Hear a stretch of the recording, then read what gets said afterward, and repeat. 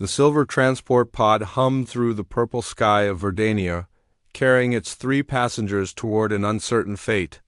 Marcus Reed pressed his face against the viewing port and watched the endless forest. Canopy rolled beneath them like a green ocean. The trees stretched to the horizon, their massive trunks disappearing into morning mist while their crowns caught the alien sun's strange violet light. "Final approach commencing," announced the mechanical voice in perfect galactic standard. "Contestants will be deposited at designated coordinates. Survival assessment begins upon pod departure. Duration, 30 planetary rotations. No tools, no technology, no assistance permitted." Marcus glanced at his fellow contestants. Vic sat motionless in his specialized harness, the crystalline being's faceted body catching and splitting the pod's interior lighting into rainbow patterns. His people had evolved in the deep caves of Quartzheim, where crystal formations provided both shelter and sustenance. His natural armor and ability to sense mineral compositions would serve him well. Across the pod, Lyra moved with fluid grace, even while seated. Her aquatic form reminded Marcus of dolphins from Earth, though her silver-blue skin and delicate gill slits marked her as something far more alien. Her people ruled the endless oceans of Tidal, where resources flowed as freely as the water itself. She had never known hunger or want. Then there was Marcus himself. No natural armor, no specialized organs, no evolutionary advantages beyond a brain that refused to accept limitations and hands that could shape the world around them. To the observers watching from their orbital station, he must look like the weakest link. The pod shuddered as it began its descent.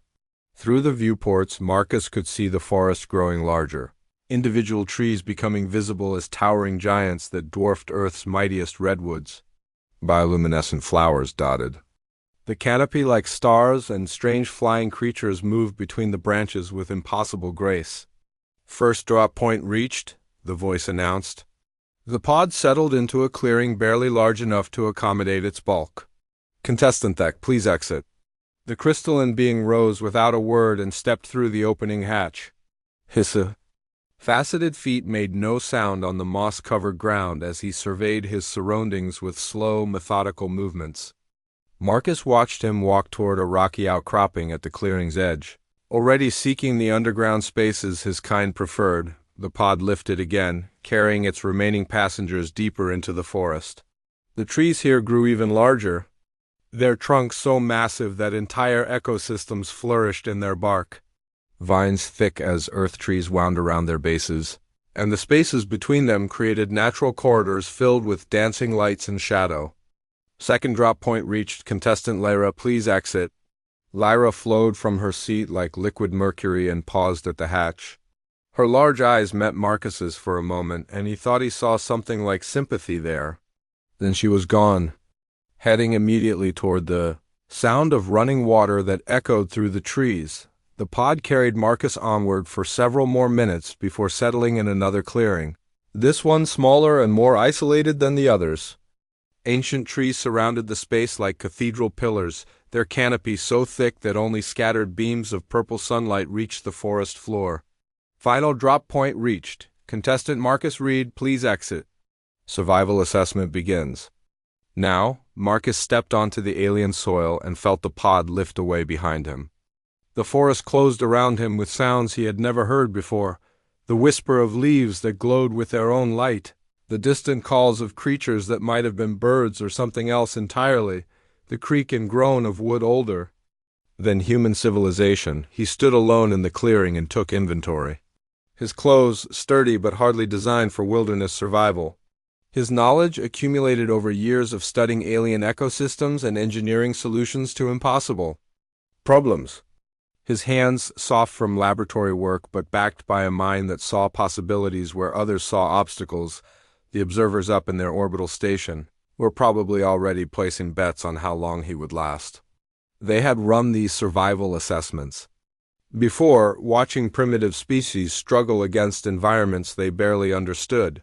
To them, survival was about finding adequate shelter, locating sufficient food, and enduring until rescue arrived. Marcus looked up at the towering trees around him and saw something different. He saw potential. The nearest giant stretched up into the purple sky like a living skyscraper, its trunk easily 50 meters in diameter. Thick bark created natural handholds and footholds, while massive branches spread out at regular intervals like the floors of a building. Other trees grew close enough that their branches intertwined, creating natural bridges and platforms. While Vex sought caves and Lyra headed for water, Marcus began to climb. His hands found purchase on the rough bark, his fingers learning to read the texture and find the strongest grips. His muscles, unused to such work, protested as he pulled himself up meter by meter. But his mind was already racing ahead, seeing the patterns in the tree's growth, understanding how wind and weather had shaped its structure over centuries. 20 meters up, he found his first platform, a natural hollow where a massive branch had broken away years ago, leaving a space large enough for a man to shelter in. The wound had healed over, creating smooth walls and an entrance just big enough to crawl through.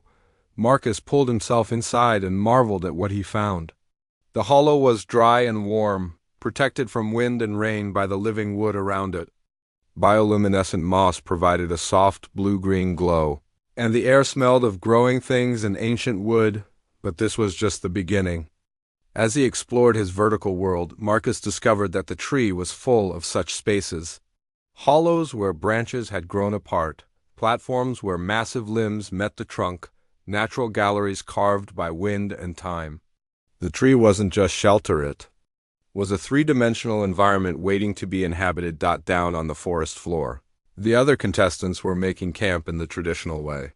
They sought ground-level shelter, proximity to water, and the familiar comforts of horizontal living, but Marcus had found something better. He had found a home that reached toward the stars, a living building that had been growing for centuries, just waiting for someone with the vision to see its potential. As the alien sun set and the forest floor disappeared into shadow, Marcus settled into his hollow and began to plan. The real work would begin tomorrow. 7 rotations had passed since the contestants were dropped onto Verdania's surface.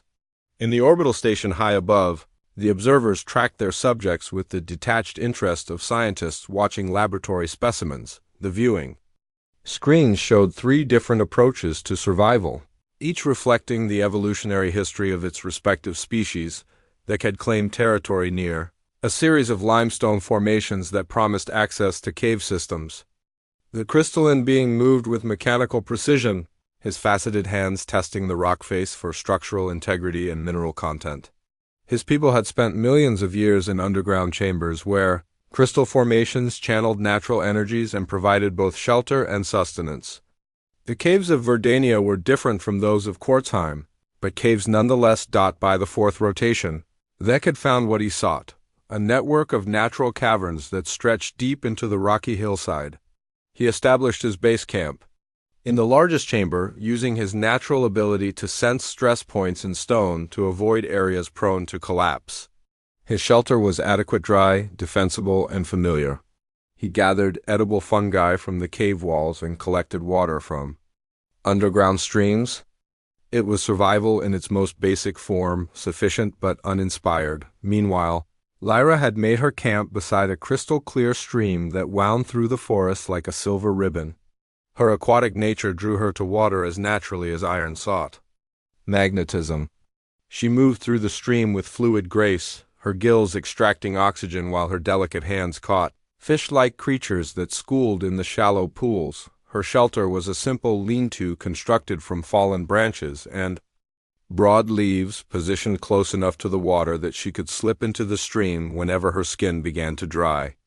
Like her people's floating cities on Tadal, her camp prioritized access to water over architectural complexity. She was comfortable and well-fed, living in harmony with the aquatic ecosystem that reminded her of home. The observers noted both contestants' progress with approval. Each had found shelter appropriate to their nature and established sustainable resource gathering. Both were surviving exactly as predicted, following patterns their species had developed over eons of evolution, but the human had vanished. The orbital sensors had lost track of Marcus after the 2nd rotation. His biological signature disappeared. somewhere in the dense canopy of the ancient forest, leaving the observers puzzled and mildly concerned. Some theorized that he had already perished, his soft flesh proving inadequate against Verdania's challenges.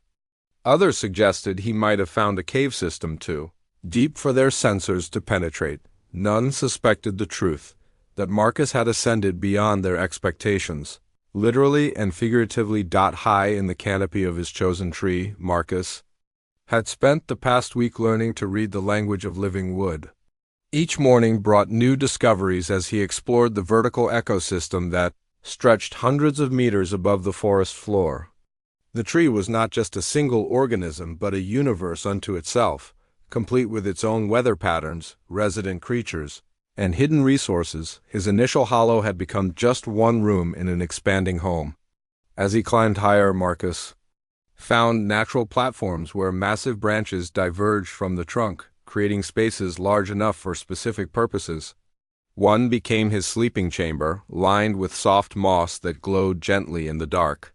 Another served as storage for the fruits and nuts he gathered from the tree's own branches. But Marcus was not content to simply occupy existing spaces.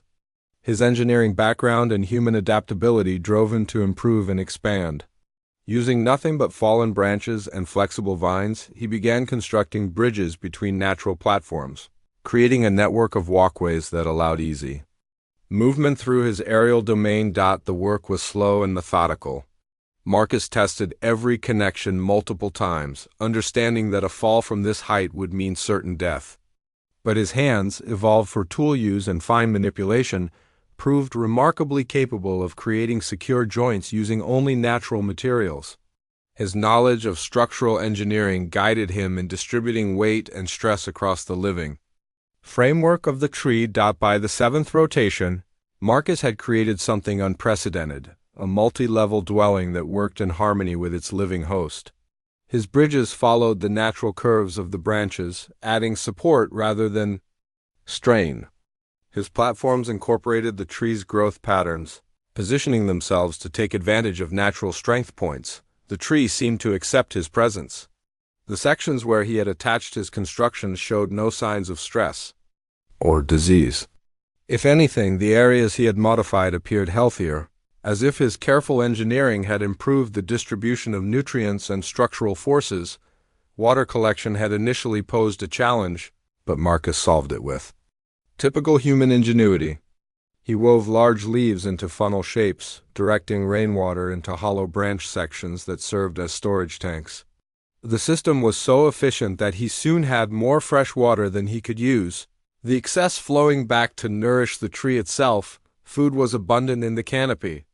The tree produced 3 different types of fruit, each ripening at different times to provide a steady supply throughout the growing season. Nuts from nearby trees could be gathered by crossing the bridges Marcus had built between canopies. Small creatures that nested in the bark proved edible when properly prepared, though Marcus found he rarely needed to hunt them given the abundance of plant foods.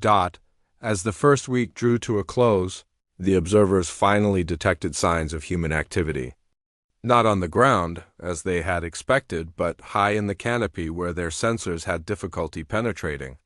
The readings were confusing energy signatures that suggested organized activity but no clear indication of what that activity might be. They increased their scanning intensity, trying to understand what the human had accomplished.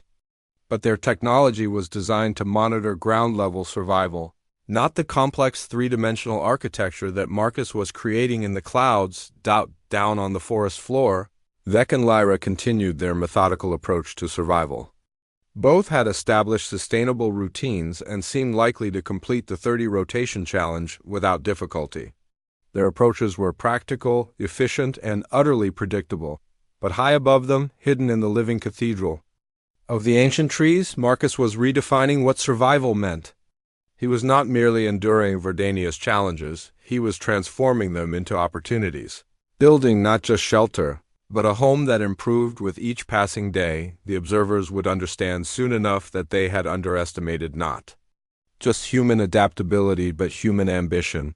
The soft-skinned biped they had dismissed as the weakest contestant was about to demonstrate Why his species had spread across the galaxy not through superior technology, but through an indomitable will to make any environment their own. By the 10th rotation, the orbital observers had finally managed to penetrate the canopy with their enhanced sensors, and what they discovered defied every prediction their models had generated. The human had not simply found shelter, he had created an architectural marvel that existed in perfect harmony with the living tree. Marcus stood on his highest platform, nearly 200 meters above the forest floor, surveying his aerial domain as the alien sunrise painted the sky in shades of purple and gold. Below him, connected by an intricate network of bridges and walkways, spread a multi-level dwelling that would have impressed architects on any civilized world. His home had grown organically, each new addition responding to discovered needs and opportunities. The sleeping quarters occupied a natural hollow he had enlarged by carefully removing dead wood and debris, then lined with luminescent moss that provided gentle lighting throughout the night cycle. The walls curved smoothly, following the tree's internal structure while his added supports distributed weight safely through the living framework. One level down, Marcus had established his workshop area on a broad platform where three major branches converged. Here he prepared food, crafted tools from bone and stone, and worked on improvements to his expanding habitat. The platform received indirect sunlight filtered through the canopy above, providing perfect illumination for detailed work while protecting him from the harsh rays of Verdania's sun. His water management system had evolved into something approaching elegance. Curved leaf channels guided rainwater through a series of collection points, storing it in hollowed branch sections at different levels throughout his tree home. Overflow from higher tanks fed lower ones, while the final excess watered the tree itself through carefully positioned drip points. The system required no maintenance and actually improved the tree's health by providing optimal hydration to all levels of the canopy. Food storage occupied another level where Marcus had learned to preserve fruits and nuts using techniques adapted from his xenobiology studies. Different sections maintained varying temperatures and humidity levels, taking advantage of the tree's natural climate variations. Some areas stayed cool and dry for long-term storage, while others maintained the warm moisture needed for growing the edible fungi he had discovered. But the most remarkable aspect of Marcus's creation was how it enhanced rather than exploited its host. Every addition had been carefully planned to support the tree's natural growth patterns. His bridges followed the curves of branches, providing additional strength against wind stress. His platforms were positioned at natural stress distribution points, actually improving the tree's structural integrity. The tree responded to this partnership by growing stronger. New shoots emerged where Marcus had removed diseased sections. Branches thickened where his constructions provided support. The entire upper canopy showed increased vitality, its leaves more vibrant and its flowers more abundant than comparable trees in the surrounding forest. Marcus had become more than a resident. He was a symbiotic partner in the tree's ongoing life cycle. His daily routine had settled into a rhythm that maximized both efficiency and comfort. Morning began with checking the water collection system and harvesting ripe fruits from the tree's upper branches. The exercise of moving through his vertical home kept his muscles strong and his reflexes sharp. Midday brought exploration and expansion. Marcus continued to discover new aspects of his environment, finding beneficial plants in neighboring trees and identifying useful materials among the forest's abundance. His growing network of bridges allowed him to access resources across an ever-widening area of the canopy. Evenings were devoted to crafting and improvement. Using tools carved from fallen branches and shaped stones, Marcus refined his living space with the patience of a master craftsman. Every addition was tested thoroughly and integrated seamlessly into the existing structure. The observers watched this transformation with growing amazement. Their species had long ago abandoned such primitive construction methods in favor of advanced manufacturing and automated systems. To them, the idea of building by hand was an ancient curiosity, something their ancestors might have done before achieving technological sophistication. but Marcus's creation challenged their assumptions about what constituted advancement. His home required no external power source, yet provided lighting through bioluminescent organisms. It needed no climate control, yet maintained comfortable temperatures through natural air circulation. It demanded no resource extraction, yet offered abundant food and water through sustainable systems. Most remarkably, it improved with age. Unlike their manufactured habitats that required constant maintenance and eventual replacement, Marcus's tree home grew stronger and more functional with each passing day. The living materials adapted and self-repaired, while the human residents' ongoing modifications enhanced performance, rather than merely maintaining it down on the forest floor. Vec and Lyra continued their steady survival routines. The crystalline being had established a functional base in his cave system, gathering adequate food and maintaining basic shelter. The aquatic being had settled into a comfortable existence beside her stream, meeting her needs through straightforward resource gathering. Both were succeeding by any reasonable measure of survival. They would complete the 30 rotation challenge without difficulty, proving their species' adaptability and resilience, but success had never been Marcus's goal. From the moment he first looked up at the towering trees of Verdania, he had seen not just an environment to survive in, but a world to make his own. His approach transcended mere survival to embrace something far more ambitious, the creation of a home that would remain long after the test ended. The tree dwelling had become a testament to human ingenuity and adaptability. It demonstrated the species' unique ability to work with natural systems rather than against them, to find opportunity in apparent limitations, and to build solutions that improved with time rather than degrading. As the second week of the challenge drew to a close, the observers found themselves reconsidering their understanding of primitive survival.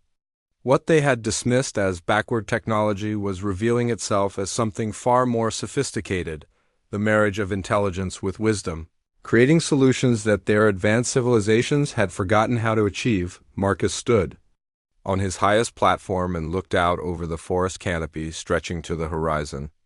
Somewhere out there, his fellow contestants were enduring their test with quiet determination. But he was no longer simply enduring, he was thriving, building, and creating a legacy that would outlast any technological marvel in seeking to prove their superiority through this survival challenge. The Galactic Council had instead discovered that sometimes the most advanced solution was also the most natural one. The storm arrived on the 23rd rotation with a violence that transformed Verdania's gentle forest into a landscape of fury and chaos.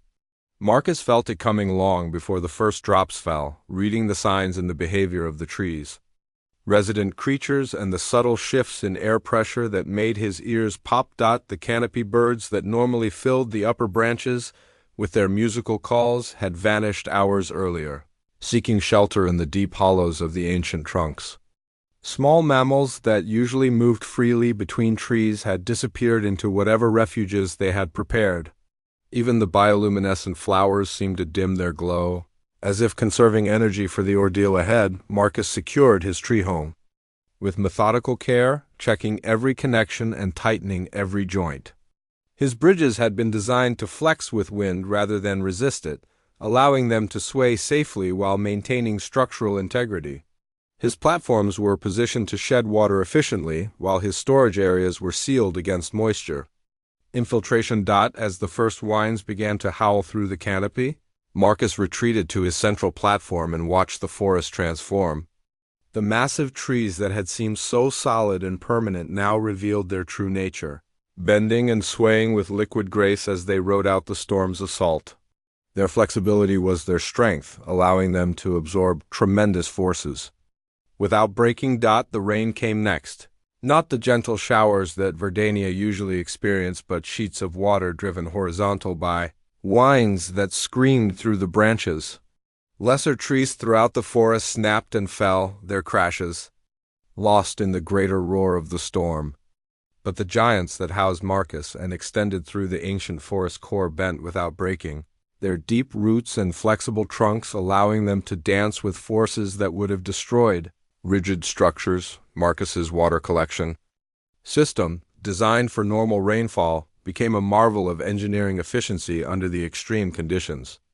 The curved channels he had woven from leaves guided the torrential downpour exactly where he needed it, filling his storage containers to capacity while directing excess water safely away from his living spaces. What could have been destructive? Flooding became instead a windfall of resources that would sustain him for many rotations to come high in the orbital station. The observers watched the storm's effects on their 3 contestants with growing concern.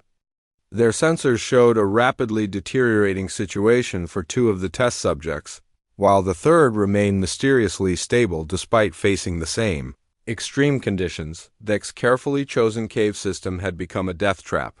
The crystalline being's preference for underground shelter, so logical in his species' desert homeland, proved disastrous in Verdania's water-rich environment.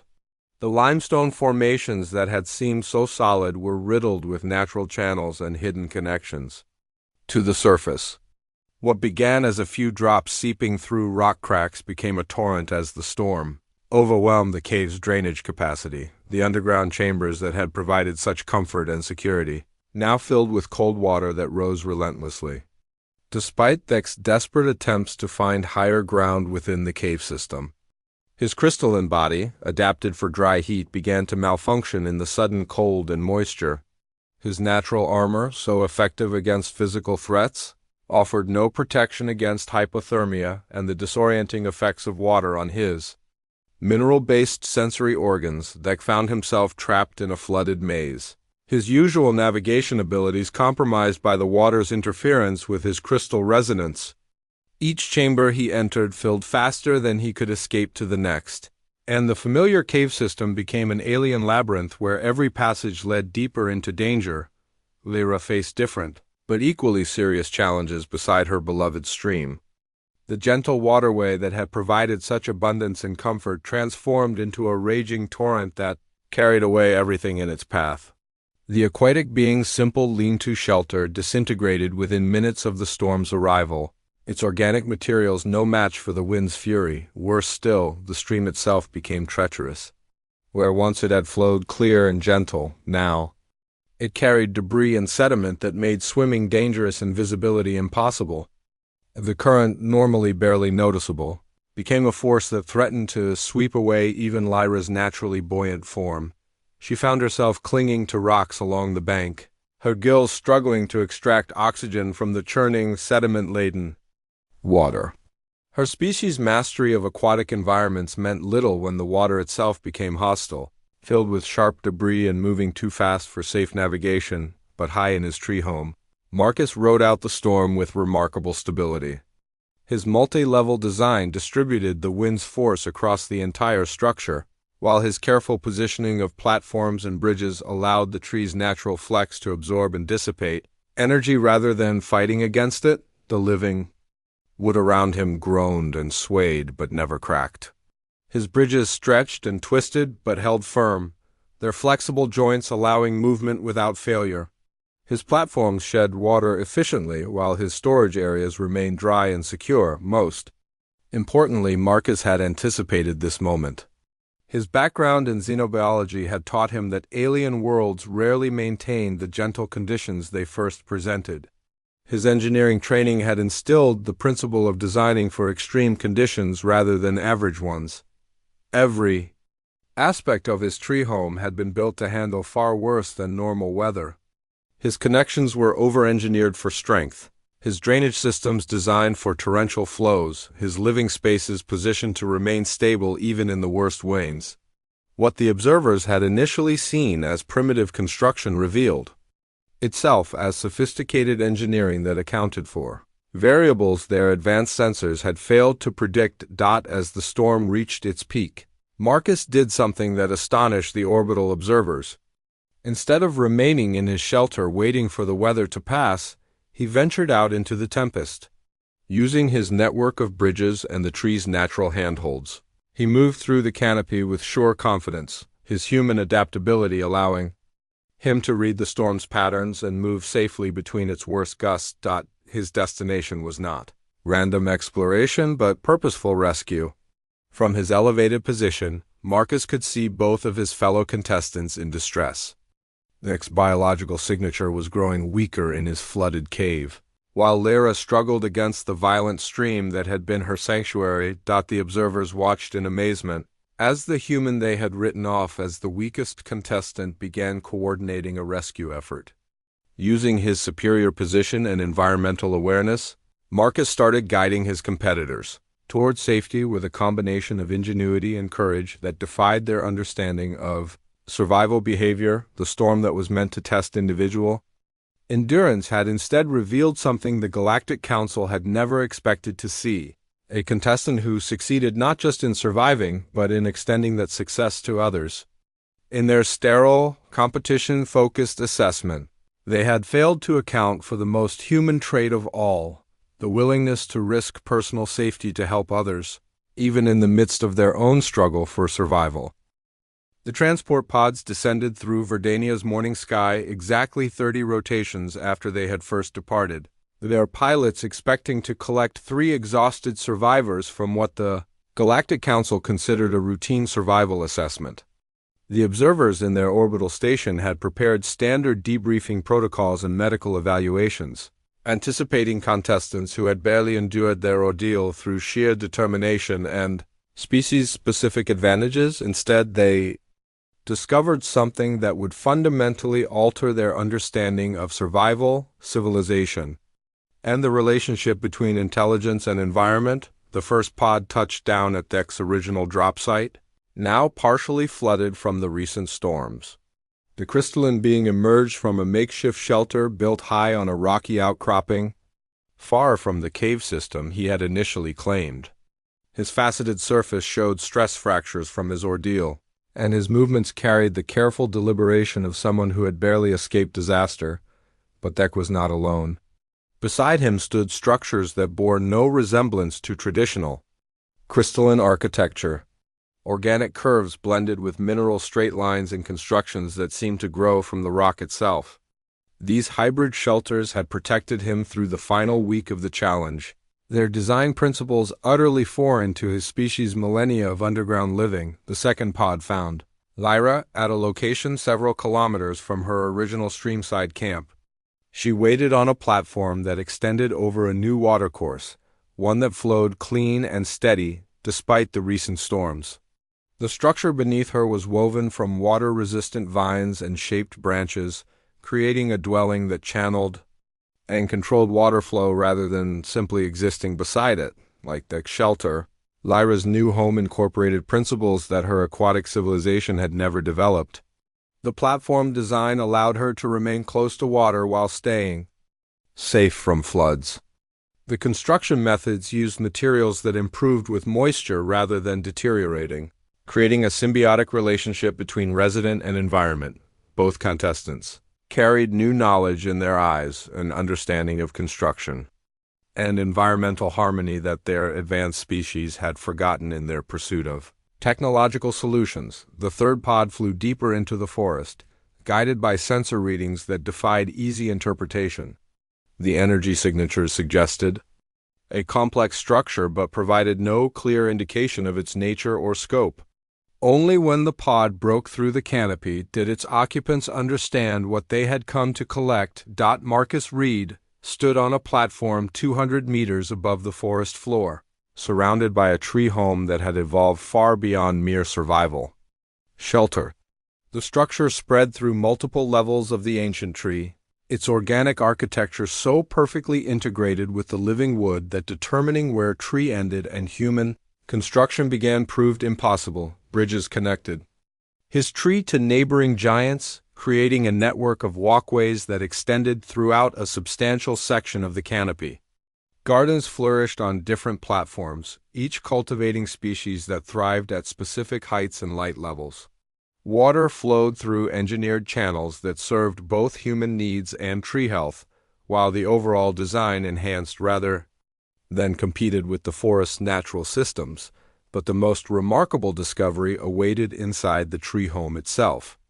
Dek and Lyra had not simply taken refuge here during the storm, they had become students and collaborators in an ongoing experiment in sustainable living. The crystalline being had learned to work with organic materials, creating support structures that combined mineral strength with biological flexibility. The aquatic being had mastered water management techniques that enhanced natural flow patterns rather than redirecting them. Together, the three contestants had created something unprecedented. A living demonstration of adaptive architecture that worked in harmony with alien nature. Their collaboration had produced innovations that none of their species had achieved individually, solutions that addressed environmental challenges through cooperation rather than domination. The transport pod settled onto Marcus's largest platform, its mechanical precision looking crude and primitive compared to the elegant curves of the surrounding tree home. The pilot emerged wearing the expression of someone whose worldview had just been fundamentally challenged. "The collection period has ended," he announced, his voice carrying the mechanical formality of official protocol. "All contestants must return for debriefing and evaluation." Marcus descended from his highest observation platform with fluid grace, his movements showing the confidence of someone completely at home in his environment. Behind him, Thek and Lyra gathered the few possessions they had brought to the tree home. But their reluctance was obvious. "This place will remain?" Lyra asked, her translator rendering her aquatic speech into galactic standard. "The knowledge we have learned here will not be lost?" "The tree grows stronger each day," Marcus replied, running his hand along a support beam that pulsed with living wood. "Everything we have built becomes part of its growth. Future visitors will find not just shelter, but lessons in how to live as partners with their environment rather than conquerors of it." The pilot gestured impatiently toward the transport pod, but Thek's crystalline form had become motionless in the way his people expressed deep thought. "My species builds with stone and crystal, permanent structures meant to last forever unchanged. But these organic constructions grow and adapt, becoming stronger and more beautiful with time. We have forgotten that the best architecture improves the world rather than merely occupying it." As the three contestants boarded the transport pod, the observers in their orbital stations scrambled to analyze what they had witnessed. Their survival assessment had become something far more complex, a demonstration of adaptive cooperation that challenged every assumption about primitive technology and species interaction. The pod rose through the canopy, carrying its passengers toward a galactic council that was about to confront an uncomfortable truth. Their advanced civilizations, for all their technological marvels, had lost the ability to create sustainable relationships with their environments. They had become dependent on manufactured solutions that required constant energy input and resource extraction, never learning to work with natural systems. But the human and his unlikely students had rediscovered something their species had abandoned: the wisdom to see potential where others saw obstacles, to build homes that improved their surroundings, and to create solutions that became more effective over time rather than degrading as Verdania fell away beneath them. Marcus looked back at his tree home one final time. The structure would continue growing and adapting long after his departure, a living testament to the principle that true intelligence lay not in conquering nature, but in learning to dance with it. The Galactic Council awaited their report, expecting confirmation of their technological superiority over primitive survival methods. Instead, they would receive an invitation to remember what they had lost in their rush toward the stars: the knowledge that the greatest homes are not built from advanced materials, but from the marriage of wisdom, adaptability, and respect for the world that shelters all life. Marcus Reed had come to Verdania as a test subject in a survival assessment. He returned as a teacher, carrying lessons that would reshape how advanced civilizations understood the relationship between intelligence and environment. His tree home remained behind, a school where other species could learn what his people had never forgotten: that anywhere could become home for those who possessed the vision to see its potential.